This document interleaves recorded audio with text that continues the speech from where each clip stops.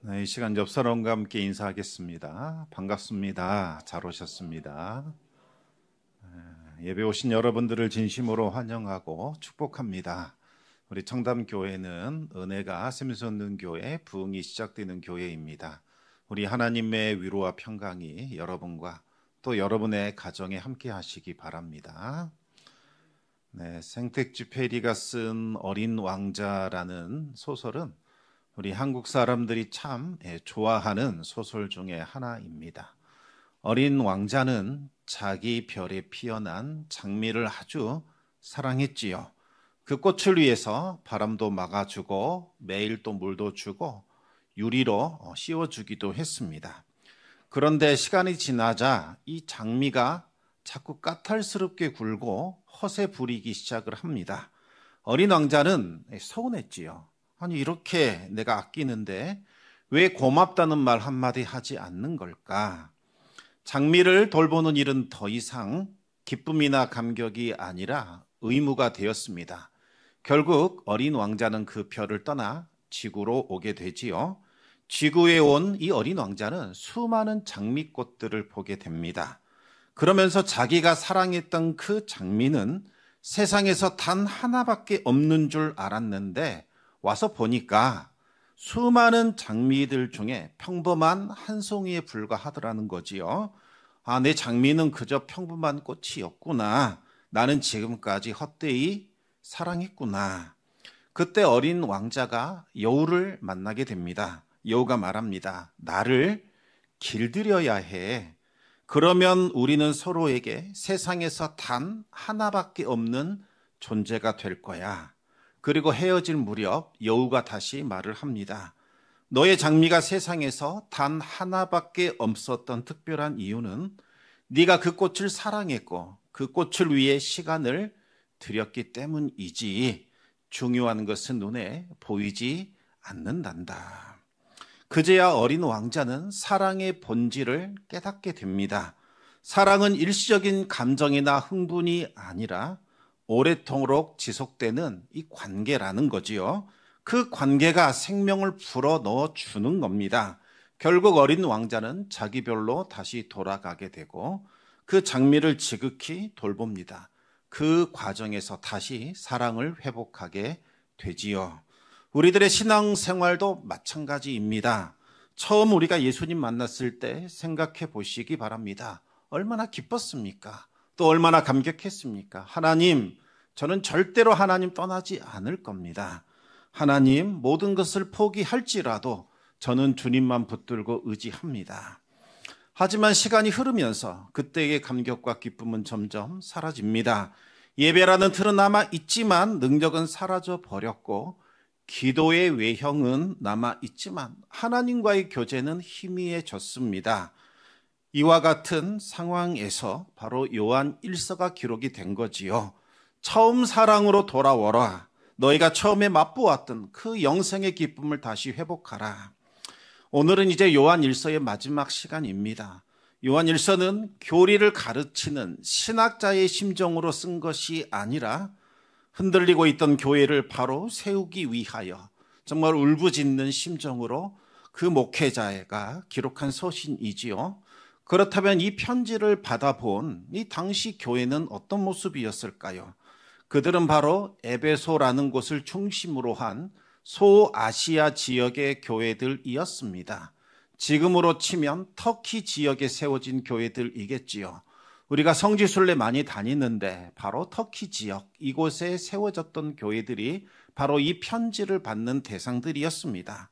당시 교회들은 심각한 신앙의 위기를 겪고 있었지요. 겉으로는 로마 제국이 다 평정해줘서 평화롭고 모든 것이 다 좋게만 보였던 시절입니다. 하지만 교회는 황제 숭배라는 압박과 영지주의라는 이단의 미혹에 시달리고 있었습니다. 여러분, 에베소는 당시 로마 제국의 보석이다 이렇게 불렸다고 합니다. 항구를 따라 상권이 발달했고 수많은 사람들이 모여드는 곳이었습니다. 로마의 법과 질서가 철저히 자리 잡은 안정된 도시였지요. 그러나 그 번영의 대가로 시민들은 황제를 신으로 섬기는 종교적인 충성이 요구되었습니다. 에베소 도시 중심부에는 황제를 섬기는 황제 신전이 있었고 맞은편에는 아르테미스 여신을 섬기는 신전도 함께 있었다고 합니다. 매일 아침 향이 피어오르면 로마 황제가 우리의 주님이십니다라는 소리가 울려 퍼졌습니다. 이것은 로마 제국 시민이라면 반드시 해야 할 의무였지요. 만약 황제에게 분향하지 않으면 당시 길드라고 하는 조합에서 쫓겨나게 됩니다. 길드에서 쫓겨난다는 말은 돈을 잘 벌 수 있는 돈벌이가 되는 직업을 잃어버린다는 의미이지요. 그리고 가게 문을 닫아야 했습니다. 따라서 기독교 신앙을 갖는다는 것은 직업을 잃고 극빈층으로 전락하는 것을 뜻하는 겁니다. 아이들은 학교에서 따돌림을 당하게 되고 이웃들은 왜 로마 제국에 충성하지 않느냐? 너희들은 불충한 자들이다, 배신자들이다, 손가락질을 하게 되지요. 또 가족 간의 갈등도 끊이지 않습니다. 제발 종교와 생활을 좀 분리하면 안 되겠니? 황제 숭배는 국가의식이잖아. 아침에 절하고 고백하면 되는 것 아니냐? 하나님 믿지 말라는 것 아니잖아. 하나님은 너의 마음 보시지 않을까? 왜 너의 신앙 때문에 온 가족이 이토록 고생해야 하느냐? 여러분, 믿음을 지키려고 했던 성도들은 가정 핍박과 유혹과 가족 간의 갈등의 문제를 경험해야만 했던 거지요. 눈앞의 현실이 너무나 힘들고 냉혹했기 때문에 성도들은 신앙에 대해서 회의를 품기 시작합니다. 영생의 약속이 정말 확실한가? 보이지 않는 하나님 믿는 것, 이것이 고난을 견뎌야 할 만큼 가치가 있는 걸까? 언제까지 이 생활 지속해야 할까? 시간이 흐를수록 신앙이 흔들리게 됩니다. 바로 그때 영지주의 이단이 들어오게 됩니다. 영지주의는 한마디로 영은 선하고 육체는 악하다라는 가르침입니다. 그러면서 중요한 것은 영이지 육체는 아니다, 이렇게 말을 합니다. 육체의 행동이라는 것은 이미 받은 영혼의 구원과 아무 관계 없다는 거지요. 심지어 죄를 지은다 할지라도 이미 구원받았지 않았느냐, 이게 취소되지 않는다, 이렇게 가르친 겁니다. 그러나 이와 같은 가르침은 예수님의 십자가를 완전히 무너뜨리는 사상입니다. 예수님은 우리의 죄를 담당하기 위하여 십자가에 달려 죽으셨지요. 그리고 그 육체로 부활하셨습니다. 만약 육체를 부정해 버린다면 예수 그리스도의 성육신 사건, 십자가에 달려 죽으신 사건, 그리고 부활하신 모든 사건들은 다 부정되는 거지요. 십자가 복음이 무너지면 신앙은 변질됩니다. 우리 영혼 구원 받았으니까 황제에게 절해도 상관없겠지. 육체의 일에 불과할 뿐이잖아. 영혼으로만 예수님 믿으면 되는 것이지 어떻게 살든지 그것은 우리에게 아무런 영향을 줄 수 없어. 얼마나 달콤합니까? 그래서 수많은 성도들이 영지주의를 받아들이게 되고 세상과 타협하기 시작을 합니다. 그러면서도 신앙의 고백은 여전히 유지됩니다. 양심의 가책 느끼지 못합니다. 외견상으로 아무 문제 없어 보이지요. 그렇다면 괜찮은 걸까요? 그렇지 않습니다. 영적인 생명이 사라져 버립니다. 껍데기 신앙, 허무한 신앙인이 되어버리는 거지요. 이제 90세가 넘은 사도 요한, 주님 앞에 설 날이 얼마 남지 않는 이 사랑하는 제자가 교회가 극심하게 변질되는 것을 보고서 도저히 견딜 수 없었습니다. 떨리는 손으로 붓을 잡고 마지막 그의 편지를 남기게 되지요. 사도 요한은 철학적인 논쟁이 아니라 가슴으로 외칩니다. 처음 신앙으로 돌아가라. 복음의 중심으로 돌아가라. 너희가 잃어버린 영생의 기쁨을 다시 회복하라. 우리 함께 요한일서 5장 13절 말씀을 같이 읽겠습니다. 내가 하나님의 아들의 이름을 믿는 너희에게 이것을 쓰는 것은 너희로 하여금 너희에게 영생이 있음을 알게 하려 함이라. 사도 요한이 이 편지를 쓴 이유는 바로 영생의 기쁨과 회복을 다시 불러일으키려고 하는 목적입니다. 현실의 문제와 고난 앞에서도, 심지어 죽음의 위협 앞에서도 그토록 당당했고 그토록 능력이 있었던 그때의 신앙을 다시 회복시켜 주려는 것이 이 편지를 쓴 목적이지요. 여러분, 영생의 감동이 사라져 버리면 영생은 하나의 교리나 관념에 불과하게 됩니다. 죽은 후에 받는 보상이나 상급 정도일 뿐이지 지금 나하고는 무관하게 되지요. 그러나 영생은 그런 것 아닙니다. 예수 그리스도를 믿는 사람에게 부어주신 하나님의 생명이요, 지금 맛보고 누릴 수 있는 실체입니다. 여러분, 영생의 감동이 있어야 담대하게 순례의 길을 끝까지 완주할 수 있습니다. 성도의 정체성을 지키며 능력 있는 신앙인으로 살아갈 수 있지요. 제가 대학 시절 때 여대의 교목이셨던 한 목사님께로부터 아주 재미있고 흥미로운 이야기 하나 들었습니다. 여대이다 보니까 커플들이 참 많았다고 합니다. 그런데 그 커플들이 뜨겁게 사랑하다가도 결국 넘지 못하는 장벽 하나가 있었습니다. 무엇이었을까요? 바로 남자친구의 군 입대입니다. 대부분의 커플들이 그 시기를 이기지 못하고 번번이 깨졌습니다. 그런데 이상하게도 한 커플은 계속해서 사랑의 관계가 유지되더라는 거지요. 그 이유가 무엇일까 궁금해서 그 여학생을 불러 물었습니다. 알고 봤더니 남자친구가 군대에서 매주마다 구구절절한 사랑의 편지를 보내주는 겁니다. 교수님은 그 이야기를 듣고 이렇게 생각했습니다. 아, 이 커플은 절대로 깨지지 않을 거다. 왜요? 남자친구가 견딜 수 있는 사랑, 견딜 수 있는 힘을 공급해 주기 때문이지요. 실제로 그 커플은 끝까지 유지되었습니다. 그런데 대반전이 있었습니다. 그 편지는 남자친구가 쓴 것이 아니라 남자친구의 엄마가 대신 써줬다고 합니다. 자신이 없으니까 엄마 편지 좀 써줘요. 엄마가 써준 거지요. 알고 보니까 엄마의 그 사랑이 두 사람의 관계를 계속해서 이어줬던 거지요. 여러분, 우리의 삶도 우리의 신앙도 마찬가지입니다. 의지력, 정신력만으로 내가 해내겠다, 그렇게 신앙생활 못합니다. 교리를 많이 알면 해낼 수 있을까? 그걸로도 부족합니다. 사랑이 공급되어야만 합니다. 하나님의 사랑이 끊임없이 우리 안으로 흘러 들어와 되지요. 그것이 바로 영생입니다. 영생은 단순히 죽어서 천국 갈 수 있는 천국행 티켓을 의미하는 것만이 아닙니다. 우리가 오늘도 믿음의 삶을 살아내게 할 수 있는 하늘의 생명 공급이 되는 거지요. 이 진리를 아름답게 노래한 찬송곡이 있습니다. 지난주에 우리가 함께 불렀던 나 이제 주님의 새 생명 얻은 몸이라는 찬송가입니다. 이 찬송을 작사하신 이호운 목사님은 정말 일제강점기, 해방의 시기, 6.25 전쟁, 그리고 미국 유학 모두 다 겪은 분이십니다. 오늘 내일 죽어도 전혀 이상하지 않는 정말 위태로운 순간을 살아오셨지요.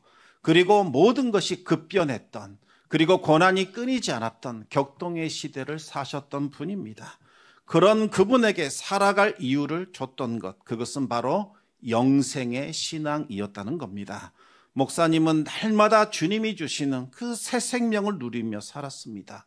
그러자 전쟁으로 초토화된 정말 처참한 산천도 초목도 새 것으로 보이더라는 거지요. 서로를 향하여 총뿌리를 겨누었던 죄인도 원수도 다 친구로 변하더라는 겁니다. 여러분, 이 찬송은 단순히 회심했던 것을 기리는 찬송이 아니라 죽음의 시대 속에서도 영생을 살아낼 수 있었다는 간증이지요. 사도 요한이 말합니다. 영생은 교리나 지식이 아니다. 날마다 우리가 경험하고 누려야 하는 하나님과의 친밀한 관계, 그리고 사랑의 교제이다. 이 사실을 강조합니다. 그러면 어떻게 하면 우리가 하나님과의 친밀한 관계를 맺을 수 있을까요? 어떻게 하면 내 안에 주님이 살아계시다는 사실을 경험하고 체험할 수 있을까요? 사도 요한은 기도해야 한다 강조하고 있습니다. 기도를 통해서 너희가 그 기쁨을 맛볼 수 있다, 이렇게 말씀하는 거죠. 우리 함께 요한일서 5장 14절 15절 말씀을 읽겠습니다. 그를 향하여 우리가 가진 바 담대함이 이것이니 그의 뜻대로 무엇을 구하면 들으심이라. 우리가 무엇이든지 구하는 바를 들으시는 줄을 안즉 우리가 그에게 구한 그것을 얻은 줄을 또한 아느니라. 아멘. 여러분, 기도 없이 내가 영생의 삶을 누릴 수 있다? 불가능하지요. 하나님께 구하고 하나님의 응답을 경험해야 영생의 기쁨과 감동을 누릴 수 있습니다. 기도 응답을 통해서 우리는 하나님이 살아계시는구나, 내 안에 영생이 작동하고 있구나, 이것을 깨달을 수 있습니다. 하나님께 기도하는 것은 단순히 내 감정, 억울함, 힘든 것을 쏟아내는 행위만을 말하는 것이 아니죠.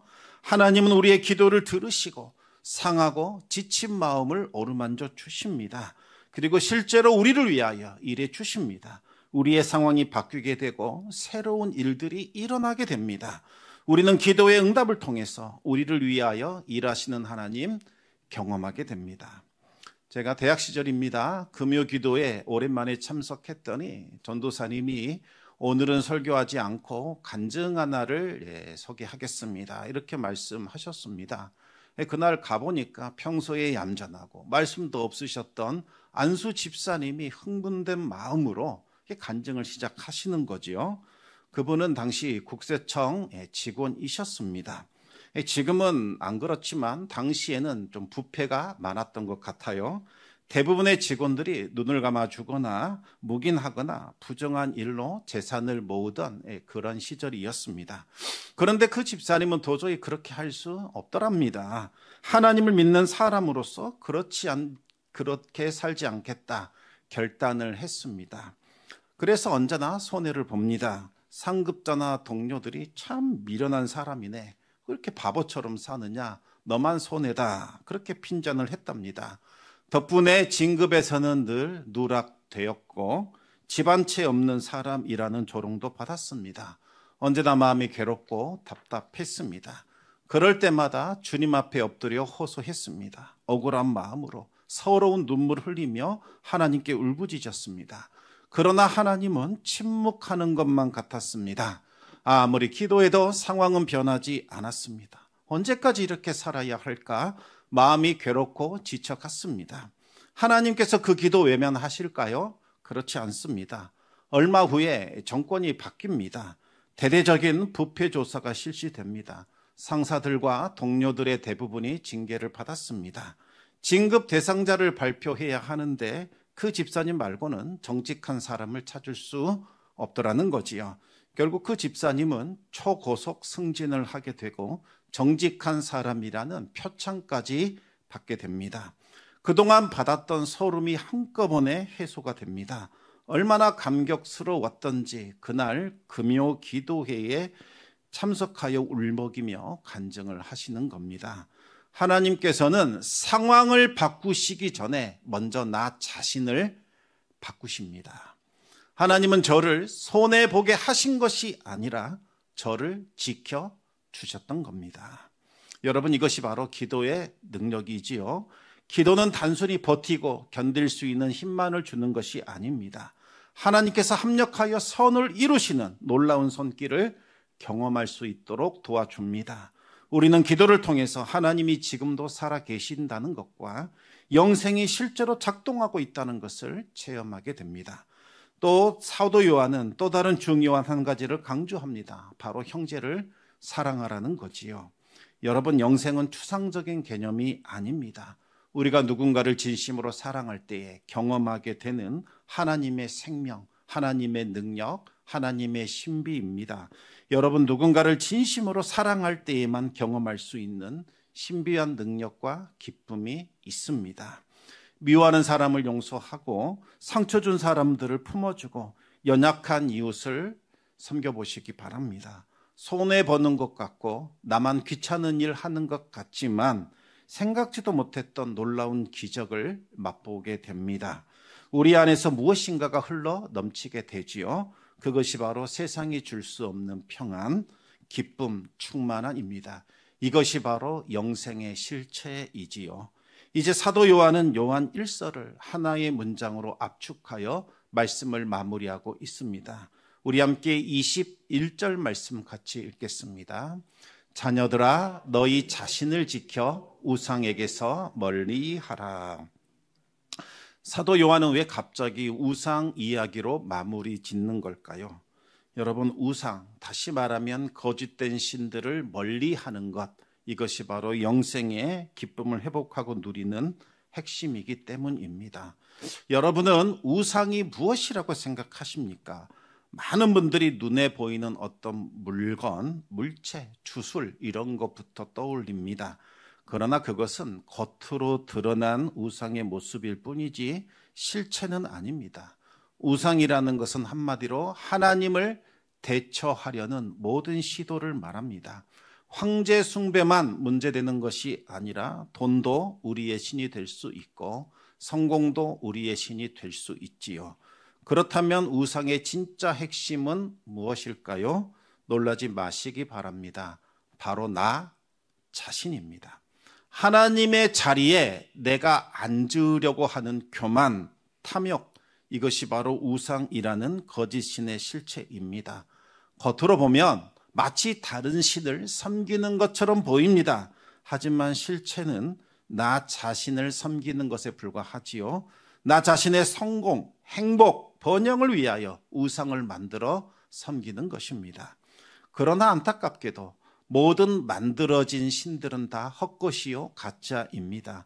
아무리 섬긴들 여러분에게 진정한 행복, 성공, 번영 가져다 줄 수 없습니다. 오히려 거짓된 신에 집중하면 집중할수록 생명과 복의 근원이신 하나님께로부터 멀어지게 되지요. 뱀이 뭐라고 속삭였습니까? 선악과를 먹어라. 너도 하나님처럼 될 수 있다. 실제로 먹었을 때 어떤 일이 벌어졌습니까? 모든 것을 다 빼앗기고 에덴 동산에서 추방되었습니다. 우리는 너도 하나님처럼 될 수 있다라고 속삭이는 선악과에 관심 가질 것이 아니라 우리에게 영생을 줄 수 있는 생명나무에 집중해야 합니다. 그 생명나무가 무엇일까요? 바로 예수 그리스도이십니다. 우상을 멀리하라, 이 말은 생명의 근원이신 하나님을 가까이 하라, 그와 같은 말씀이죠. 사도 요한은 이 말을 한 이유가 정죄하거나 꾸짖거나 책망하기 위함이 아닙니다. 오히려 하나님께 돌아와 이제 너희가 잃어버린 영생의 기쁨을 회복하고 맛보라는 초대입니다. 그래야만 제대로 된 신앙생활 할 수 있습니다. 성도 여러분, 지금 우리가 살아가는 시대 한번 보십시오. 겉으로는 아무 문제 없는 것 같고 그 어느 시대보다 더 풍성하고 풍요로운 것처럼 보입니다. 하지만 그 어느 때보다 우리의 믿음을 방해하는 세력들이 많습니다. 우리가 가진 영생의 기쁨을 빼앗으려고 하는 거짓된 신들이 많다는 거지요. 성공하는 것이 최고다, 계속해서 부추깁니다. 너 성공 못했지, 너 실패자야, 너 인생 살 필요 없어. 얼마나 많은 우리 자녀들이 이 말에 흔들려서 성적 좀 안 나왔다고 자기의 인생을 비관하며 낙오자로 살아가고 있습니까? 사람이 살다 보면 돈이 있을 때도 있고 없을 때도 있지 않습니까? 그것보다 더 소중한 것이 얼마나 많습니까? 그러나 그것 가지고 우리 인생을 평가하고 재단하고 그렇게 살아가고 있는 것 아닙니까? 계속해서 세상은 우리에게 가짜 신을 우리에게 말합니다. 돈만 많이 쟁겨놓으면 너희 인생 행복해진다, 평안해진다. 그것이 너희가 추구해야 할 목적이다. 우리를 속입니다. 그 결과 얼마로 많은 사람들이 비탄에 빠집니까? 예전에 주병진 씨가 했던 말이 기억납니다. 코미디언으로 살 때는 행복했답니다. 친구들도 많았지요. 그런데 보디가드입니까? 팬티 만들어서 부자가 된 이후에 정말 사람들이 부러워하는 그 초호화 아파트 펜트하우스에 들어가게 됩니다. 처음에는 기분이 좋았는데 며칠 지나니까 내가 콘크리트 속에 갇혀 있구나. 사람들 다 떠나갔고 홀로 고립되어 외로움을 느끼기 시작합니다. 내가 결국 이와 같은 삶을 얻기 위하여 이토록 노력했던가, 그렇게 탄식했던 그러한 일화가 생각이 납니다. 여러분, 정말 우리의 이 기쁨을 빼앗으려고 하는 수많은 사상과 가르침과 문화들이 지금 이 시대를 주름잡고 있습니다. 하나님 아닌 것을 숭배하게 만들고 섬기도록 부추기고 있습니다. 이 모든 것들이 오늘날 우상의 실체요, 또 거짓 신들의 모습입니다. 우상을 멀리 하라는 말은 이런 것을 완전히 부정해라, 거절해라, 가난하게 살아라 이런 뜻 아닙니다. 그것들을 하나님보다 더 사랑하지 말라 이런 뜻이죠. 더 구체적으로 말하자면 그것을 하나님의 자리, 절대적 위치에 올려놓지 말라는 겁니다. 그리고 하나님을 마치 그것을 위하여 존재하는 하나의 수단으로 삼지 말라는 거지요. 그렇게 되면 영원한 기쁨, 영생의 기쁨이 사라지게 됩니다. 껍데기만 남은 신앙, 생기 잃어버린 신앙, 아무런 힘도 능력도 없는 신앙생활만 반복하게 될 뿐입니다. 진정한 생명을 누리고 싶다면 하나님을 더 사랑하시고 하나님을 더 가까이 하시기 바랍니다. 이제 요한일서 전체의 결론을 말씀드리겠습니다. 영생을 회복하는 4가지 길에 대한 정리입니다. 첫째로 영생은 예수 그리스도 안에 있다는 사실 기억하시기 바랍니다. 영생은 우리가 노력해서 얻거나 쟁취하는 것이 아니라 예수 그리스도의 공로와 오직 하나님의 은혜로만 우리에게 주어진 선물입니다. 두 번째로 기도의 응답을 통하여 영생을 경험하시기 바랍니다. 하나님은 우리의 호소를 들으시며 응답하십니다.